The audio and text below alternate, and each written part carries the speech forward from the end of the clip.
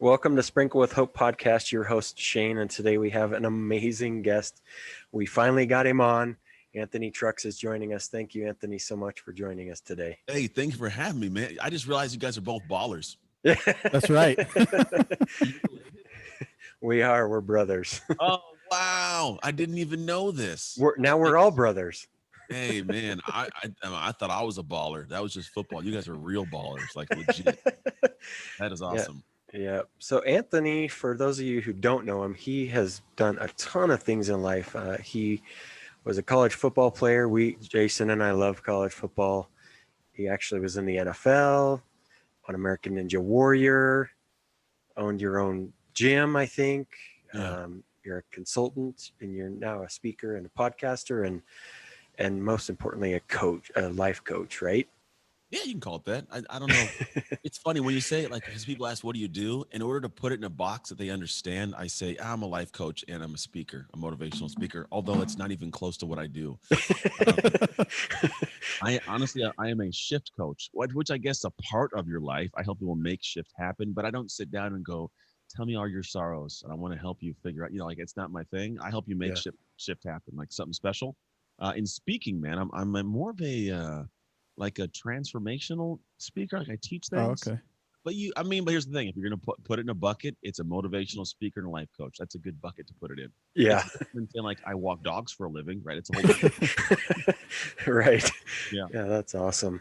So you let's just go back to the point in your career where you had just gotten into the NFL and you have this tragic accident that happens and you're done, right? Your career in the Yeah. NFL is over.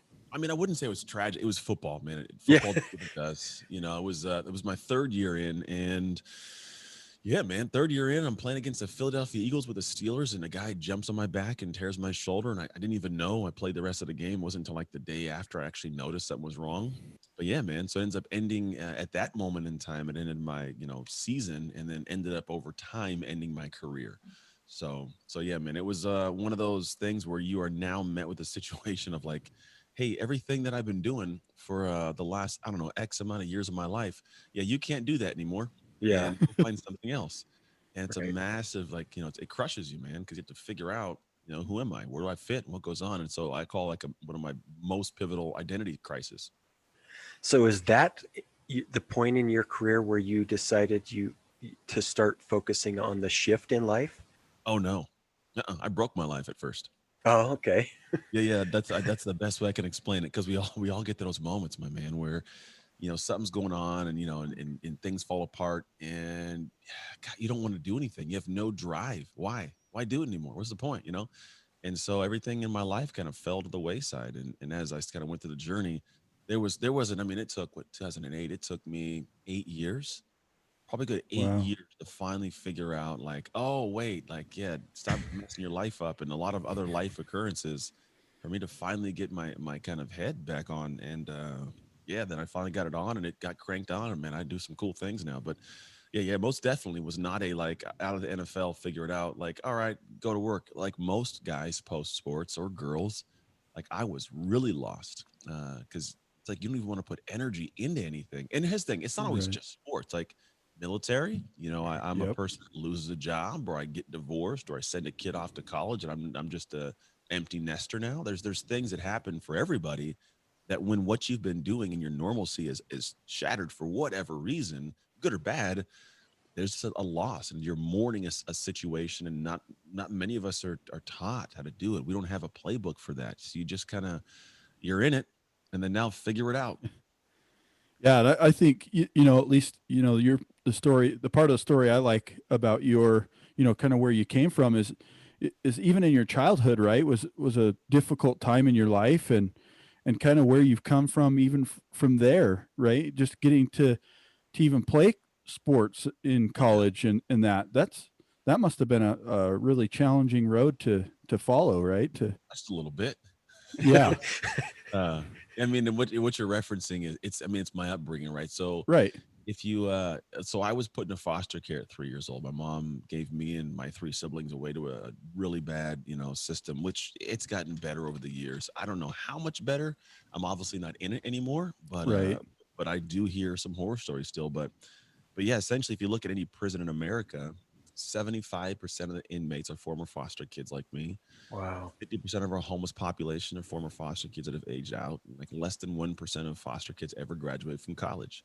So we are not set up to be any kind of successful. No. And so to be able to not be in jail, to be able to, you know, have a college degree, to be not homeless, like these are unique little pieces. So to go from that to eventually play in the NFL and you know, open a gym business and be on television as a ninja warrior, all these weird things I've done, they're abnormalities, man. They're not typical. And yes, so if you go back, and the thing is, I'm not special. I think for me, I might have had it worse than most, definitely from the things and people and trauma I dealt with.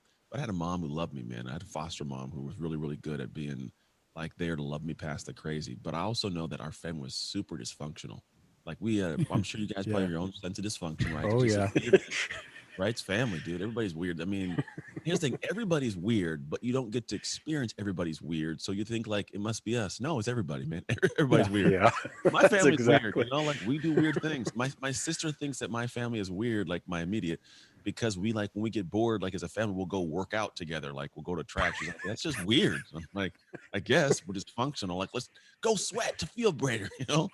I was just telling my son, I was like, I'm getting my lift in at the end of my work day because it helps me like decompress. He's like, what? I'm like, yeah, like I get relaxed by getting unrelaxed, I guess. So I get to this point of like, this is our family, man, and we navigate this. And so, you know, a lot of trauma. I didn't know who I was, where I fit. My adoptive mom got diagnosed with MS. Brother's off in the military. I'm sucking in sports. Like, I had a lot of setbacks and no real reason, but there was no reason to be great. And at a certain point in time, I had this pivotal, just like moment of, I don't like how this feels. Like, I Yeah. guess you could say fed up, but it was like, I realized I didn't like this. And what I realized was if I was going to have life be better, it wasn't going to happen because I liked it to. I was going to have to work towards it. Like there's Yeah. no guarantee it's going to be great, but there's a guarantee if I do nothing, it will not be for at all. There's no way. So Yeah. I went down a path of like, all right, let me figure out how to be able to make something of this life. And the crazy thing is I had to work and we all have to work to be successful before we know we'll be successful. And that was the catalyst, man. It was 15 years old figuring out what it took to be a great athlete and putting that work in. And you know, if you walk down the pathway of like a Rube Goldberg, like you end up here in a bunch of up and down ways. This is my life. That's awesome. I love that. I was just looking at your website and I came across this your quote that says the secret to a new and better life isn't a shift in mindset, but a shift in identity. Yeah. I'm curious what elaborate a little bit more on that. What do you mean by that? Yeah. So mindset's this thing where everybody, and then I'm wrong, it's a necessity. Mindset's powerful. However, mindset by itself isn't enough. And so Mm. people will try to shift the mindset, but they don't identify as something new. And mindset really becomes like an in the moment tactic you use or way you think about some process you can apply, you know, how you talk to yourself. But what happens when you meet a moment that goes past the reach of that identity or that mindset tactic or that mindset trick, right? And so what there's actually been studies down. I think George Washington University did a study. They took engineers and they said, hey, we're going to have you guys be kind of entrepreneurial, right? We're going to teach you how to go do your own thing. And so they had some people that would go out, take the information, and they worked heavily on the mindset of what it took. So you think about things in these moment, whatever it may be. The ones that had success are the ones that had a self categorization as an entrepreneur, an identification, an Mm. identity. When I identified as that thing, the mindset could come into play and actually work, right? Because I saw myself that way. So this Right. this is how this person's mindset works for this problem. That there's a difference of I'm this person, I'm not that person. I'm gonna try to do that stuff that that person does and thinks, but you know what? The difference between I'm thinking about boxing today and I'm a boxer, a vast difference. And so when you look at mindset and identity, a shift in mindset's great, but it's just going to give you some ideas of how I should think and process. But if you don't see yourself that way, you're not going to fight for something. You're not going to do the work to do things.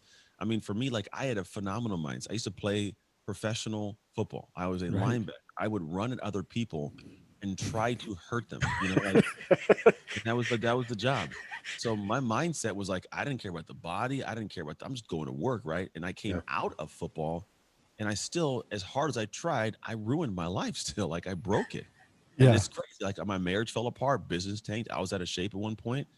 And I tell people that to say, look, the mindset was necessary. It's helpful. It still is present now. But at the time, I didn't identify as a business owner because I hadn't been one yet. I wasn't good enough yet. I didn't identify as a great husband, didn't know what it meant.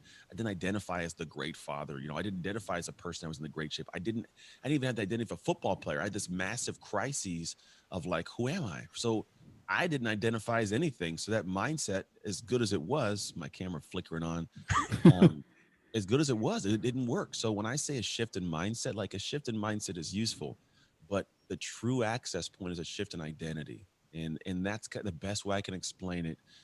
It's kind of like the rhythm of your life. Like we have routines.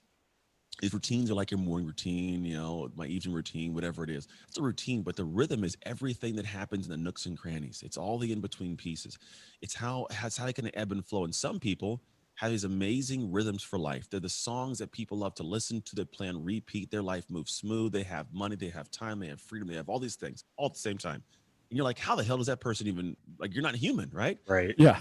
Other people are like, I can never do that. And the difference typically isn't information. Like Right. most people have access to the same stuff. Like I got access to the same books you have, same everything, right? You might even buy the same books, but then we get in this epidemic of shelf esteem. I buy it, goes on the Yeah. shelf. Put it Now I on feel the good, shelf. Yeah. Yep. or it goes into my head because I consume it. If I'm one of those, the 10% that actually consume it, it goes into my head, stays in the shelf of my head, and I don't do it. Then the 1%, 1 to 3%, they do it. That's why they're the 1%, right? So these Yeah. people, they're doing these things. And so what I found is like in the work I do, that rhythm is simply they have a rhythm that ticks at a really, really smooth aspect, same instruments, same information, same instruments, but they found that rhythm. They can get a tick going, but they're also their beats per minute are much higher. They're just ticking at a higher pace, the rhythm, they get that techno, right? And Yeah. then the other people, same instruments, they're like a 2-year-old with a drum set that they just set, you know, and it's all out of whack. And so what I look at is when I step in, I say identity shift, a shift at your identity level, at your core, it kind of resets that rhythm for you. It teaches you how to say, if I want to be in great shape, have great relationships, build a great business, I want to have a hobby. These can all be done simultaneously. They truly can, but you got to know how to be able to get those instruments kind of in tune. And also, some instruments don't belong in the symphony, man. Like get rid of the Mhm. trombones, bro. You don't got to do that. You're trying too hard, right? Or once you get everything moving, you go, okay, great, this feels good. Maybe I try to add a new instrument, a new technique, a new hobby, new, right? But then you can see if it sounds good. If it does, keep it in. And then at a certain point, you're like, oh, this feels good. And then it's like, all right, let me increase the beats per minute. Let me get the tempo up. Yep. And that's how you build a great life. So when I say a shift, the mindset shift works on the tactic of how do you do things in a heart. However, the identity shift, man, it increases the rhythm. It increases how you operate as a core human. And that's how stuff gets done. I like that because, and I've talked about identity and identifying with certain things. And sometimes I think the reverse would be true, right? Like we've got to be careful at what we do identify with. Because what if we identify with something that doesn't bring that tempo up, right? What if we identify with something that takes that tempo down or, Takes it up all the reduces way. our ability to be that, go to the next level or continue the work or quit playing small, right? Yeah. And so I like how you kind of brought that together and brought it with music because I love music. So I do too, man. I think everybody loves it. It's like the common thing. Music's been around forever. I was like, that's a good way to explain it, right? And then what's funny is you say that. Just had a conversation about this with somebody. A lot of us don't realize that we are in situations or in tribes or environments where, unfortunately, we don't realize that some of the rhythms we're moving at with that identification are problematic for us because they keep us out of alignment with true values. But we yeah, adjust it because we're part of it. For example, political parties.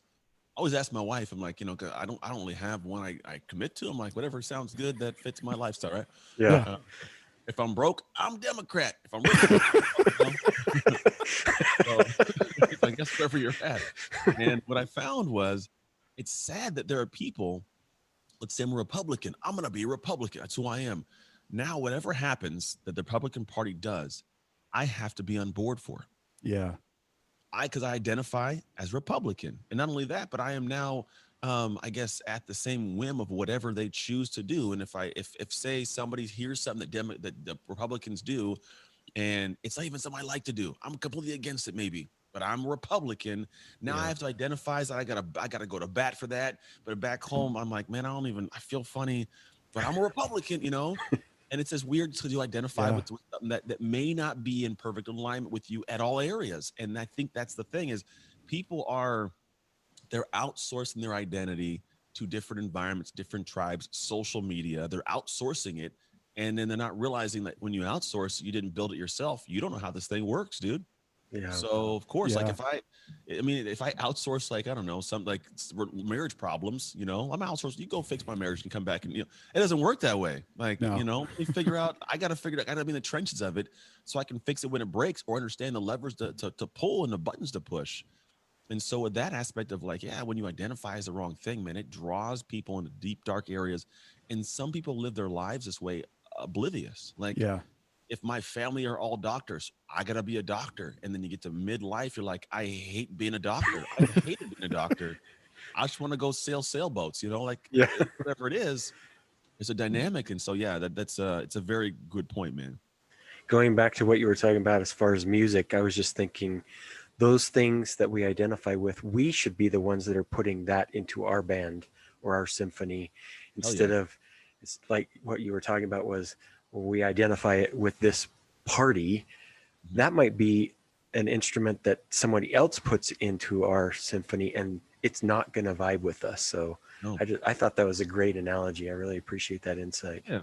And we've done that all our life. If you think about, like, you guys grew up brothers, right? There's teachers, preachers, leaders, coaches, our entire like intros of life, we're actually being, for the most part, programmed. Like, it's another way to think of it, kind of like a computer system. It's our body is the hardware, and our identity is the software that runs everything else. The Yeah. programs are health, wealth, relationships, career. And when we were kids, man, there's actually stages of where we're learning things, and people are telling us things, and the TVs, and the news, and the radio station, and everybody you're involved with. There's always these different inputs, and we adopt that. Then what we do is we go off into the world around that age of like 18-ish. We go into what's called versus identity confusion, right? Or sorry, role confusion versus identity. So I have identified as this person. Here's my identity, but I have this role confusion because now this 18-year-old goes off into the world, and I don't Mm. yet know where I fit in this world. Right? Am I a student? Do I fall in love? Do I get a job? Where do I live? Like, there's these different things. Like, I have this identity of who I believe I am from what I've been taught, and then I go to the world, and the world shows me, here's your role. We also get exposed to different identities and different traits that we're like, I didn't know people acted like that. That's, oh, I don't know what's and so now we start living our life in this manner with this rhythm, and then at some point we get to a level where like everything seems to come crashing down, and we never think to go look at like, how was I programmed to think about these situations? How was I programmed to handle this hardship? That's why athletes, were you guys athletes growing up? You guys, assuming you guys played sports in some Yeah. Play capacity. soccer. Yeah. Yep. We were. You ever notice that people who are non-athletes you run into now as adults are a little bit off, a little bit different? Yeah, and I'm dead serious. Yeah. I mean, I love them. They're still humans. I love people, but there is a different way I have to communicate with people on my team that are Right. non-athletes. Yeah. They didn't go through the identity building of how to communicate, how to take hard feedback, and realize I'm not trying to break your soul. I just need you to be quicker when you edit that document and get it out to me. Like, I'm not, you know what I'm saying? I told you, I need to be Yeah. here Wednesday. And that's all it is. But there's different aspects because they didn't have that. So now they have a confusion. They're navigating. And here's the worst part: most people are oblivious to it. The anger clouds it. They get Mm. mad, and the anger clouds the fact that this is their experience, so they continue to keep experiencing it. And so it's not till they have it enough and they have that critical moment of like it all falls apart that someone can step in and go, look, hey, wake up. Like, look, let me show you who I see you as. And they go, oh, okay. And then we get some traction, right? Yeah. But Yeah. a lot of people, man, they never have that moment, or they were never given those moments. They run through life, breaking life like a bull in a china shop, and having no idea that you're a bull in a china shop. Yeah. I loved the, recently, well, I guess you reposted a video that you had done a couple of years ago about being a father, right? And I'm assuming that was your son in the video. Yeah. But you're kind of showing like, and I think that goes back to the identity thing of, am I going to identify with the father and take the time to be with my son instead of letting all of these other external things kind of control my environment, the things that I'm surrounded by. And man, that was a powerful video. If you guys haven't watched it, I would highly suggest going to watch Anthony's video. It was really moving for me. Yeah, it was about a year, I think a year-ish ago. We put it out there around April. Yeah, something like that. It was cool. I think we had like 12 or 19 million views or something. I can't remember, but it was, Wow. yeah, it was one, and it was right before the pandemic hit, I think. So it was like we filmed it, put it out. We were going to do a whole bunch in that kind of series, not the same topic, but different areas. And Sure. then the world shut down, and we're like, all right, well, not that idea anymore. Yeah. So we'll do some more videos because we got some great ideas. We just haven't kind of fleshed them all out. But there's some cool things I want to put out into the world that I think are, it's the moments no one talks about, right? It's the Yeah. moments. It's about, like, for me, if you haven't watched the video, it's like I have a son who has ADHD. I got a book I just got. I'm like, how do I talk to this human being? And we butt heads, and I'm like, man, I got to navigate this. But anyways, the video is about the moments where, like, I blow up on him, Yeah. and they happen. And most people don't talk about that. And I'm a very happy guy, but I'm talking, you go a week of him doing the same thing. It's like, bro, just shut up. Yeah. And, and so, like, but in those moments, I don't feel good about myself. No Right. parent feels good about themselves, but then, nobody talks about it or what to do. And so it's a video that kind of, I let some people into that world. And it's funny, like, even people close to my life, like, pastors and stuff, have conversations like, man, I saw myself in that. And it's like Yeah. that was the purpose of it, was people to be like, oh, okay. Or for people to understand that, like, the parent who did it, who didn't have this conversation with you, this is honestly probably kind of how they felt, but they didn't know how to say it, just like I kind of don't in this video. In fact, I write it down and I tell them, like, I don't know if I could say these words, so I figured I'd Yeah. write them down instead. Like, there was a reasoning behind not just saying it face to face, but writing it, and I think that's kind of the unique thing is we're all there. And if we can have these moments where people transparently share them, there's a uniqueness. Part of my identity is realizing, like, I am not easily broken. And even if there's things I do or say or experience that aren't the best, like, I'm not going to die. So I can share them in hopes of helping people. So my persona as a human is like a very, as best I can be, open, to the extent that my wife gets frustrated with the things I share publicly, but it's just me. Yeah. Yeah. You are a busy man. What's a thing that you're most excited about in the near future that Oh, you've got going I on? got some new technology coming out, man. So Yeah. what I do is I work with helping people reset that rhythm. That's really the thing I do. It's an identity shift, but if we put it in words they get, it's like reset the rhythm, right? And I got people that are, 6, 7 figure earners easily, that are, using the kind of process I put in place. It's not really about strategic, tactical. This is the exact thing you must do to grow your podcast, right? It's like, you probably know a lot of the things to do, but you don't do them. And Yeah. I'm a culprit in some areas of my life too. And Sure. because I teach this stuff, it's very few, but I'm aware of them, right? I know how to move them around and own them. Like, all right, this is a thing I've had on my calendar for 3 weeks.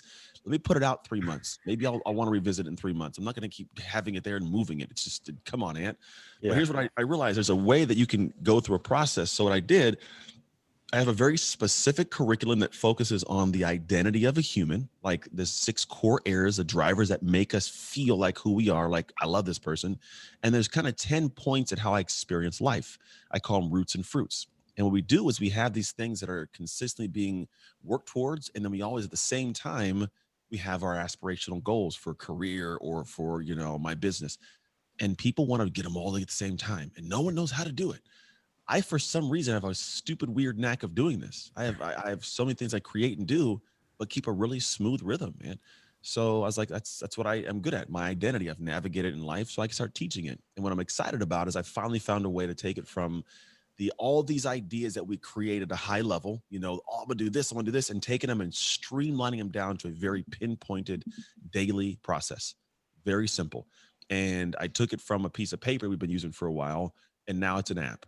And so the technology within the app is very unique in terms of how it integrates, like, the coaching aspect, the tracking aspect. But the beauty of it's all the pre-work that goes into the now it's in a daily thing. And it gives you this some stuff that ties into, like, getting your dopamine dump, like your reward centers, like, Oh hit. yeah. So Yep. some cool things to where when people do it, man, in 90 days, but you change everything. Like, you can literally make a shift by shifting every day. It's called Shift in 3. So I'm super excited about that. We should have it out within the next month. I want to say it'll be ready to have the first group of people go through it and test it. And man, when that comes out, I have a really deep, genuine belief that the way it's designed, it takes a very, very complex structure of things and makes it super, super simple. And that ability is the one that I mean, a lot of people are trying to find out, but I think it can be a game changer for not only my clients. It allows my business to have people that want to be in the space of coaching like me have a phenomenal tool as well as curriculum that they can customize to fit their their That's persona, awesome. Mhm. to be able to coach from, as well as allow like organizations, whether it's large corporation or who knows, to be able to like buy licenses and say like, I want my team to make a shift in the next 90 days. Beautiful. Bring us in. I'll show you how this tool and the structure behind it will allow them not just to achieve something but transform. Because one of the key things that people lose sight of, especially with identity, is it's really at the core, it's a dual achievement transformation thing. Like, you ever seen Mighty Ducks, the movie Mighty Yeah. Ducks? Yeah. Yeah. Hell yes, you better if I was going to hang up on that. Yeah. But if you think about Mighty Ducks, dude, like we all watch them achieve the ability. Like, I'm out there, Goldberg the goalie, right? Oh He was this yeah. chubby little kid, and you got the Bash brother who used to be like this old punk on the streets, and then some girls like a tomboy getting made fun of, and Billy's a little soft kid, and you got Emilio Estevez doesn't want to be there. It's all custom community service. Yet these people, and they're like, "Hey, we're gonna win the states." Like, no, that all across the team, that Banks came from, like the all black guys, like not the black guys, but in all black, they because black guys don't play hockey like that. But all they got these dudes in all black jerseys across town, and like they got to beat them. And here's a cool thing: they do. They achieve the goal of beating them. But if you watch the rest of the ending movie, what they tie it into is like, but now Goldberg is Goldberg, confident. The Bash brother Yeah. exists. There's the girl's rocking a dress. Emilio got the girl. And it's the transformation. And Yep. people are like, I want that transformation. Well, here's a newsflash: you can't have a transformation without an achievement.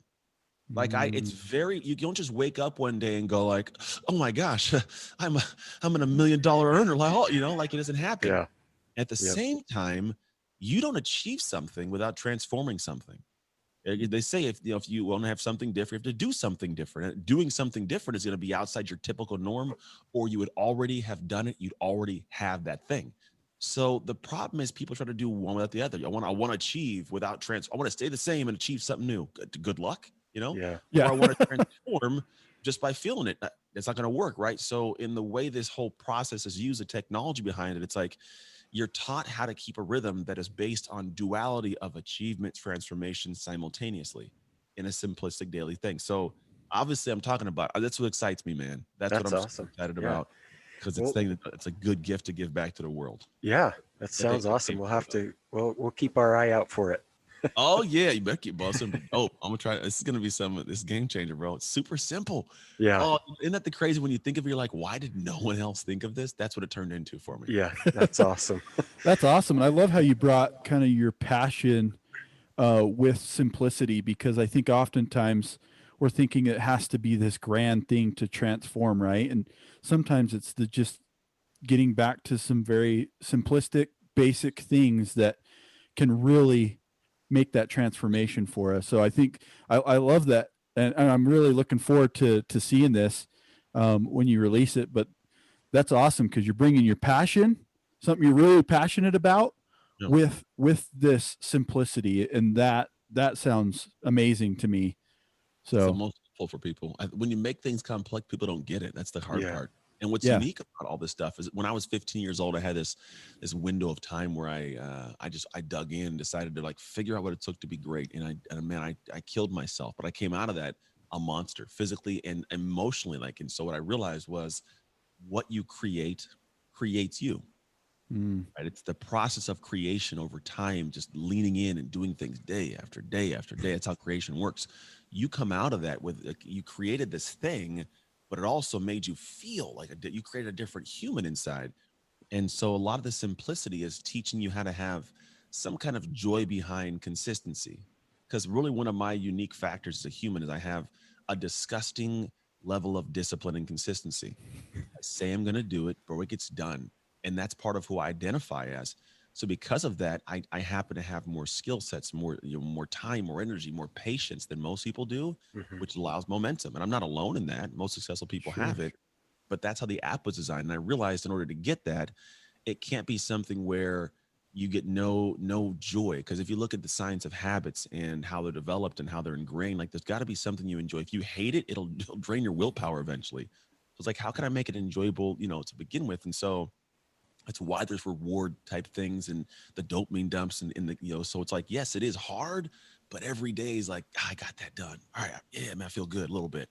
Yeah. And you're tracking and you're seeing the progress. And so it used a little bit of like human psychology, a little bit of neuroscience, and just bro science. And then I turned into this cool thing, man. And then that's what it is. That's awesome. Sounds very exciting. We will certainly check it out when it comes out. Got to do it. Well, Anthony, we have come up with what we call the double down dose. You ready for this, bro? I'm ready. Are you? Like, I feel like it's going to be is it going to be scary? No, it's not scary. It's just 2 questions. You ready? I'm ready. Hold on. That's awesome. That's great. So the first question of the double down dose is, how would you define hope? Hope, you know what hope is? Hope is a vision for something to actually come to fruition that I didn't think was possible. As I meant to think, it's like there's something I want, and hope is like I can finally see the path, right? I think before that, if you can't see it, it's like if me and you were standing at the edge of a river, and it's a rushing river, and this thing is just crazy. I mean, it's going 100 miles an hour, and I'm like, the thought of me even putting my toe in it scares me, right? But I'm like, I want that thing over there. If I see it and I see the river, I go, oh, I can't do this. There's no way. But if I spin you around and show you a bridge, you're like, oh, there's a bridge. Got it. Spikes up. Yep. That's my perspective. Okay.